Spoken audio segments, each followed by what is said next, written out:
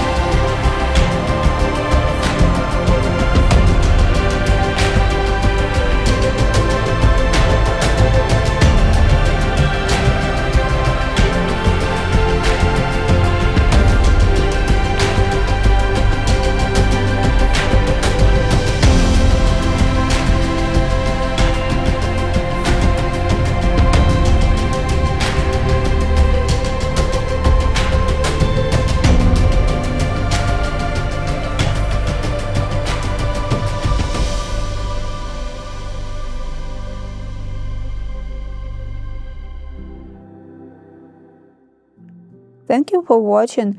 Let me know in the comments section below which book would you like to flip through in the next edition.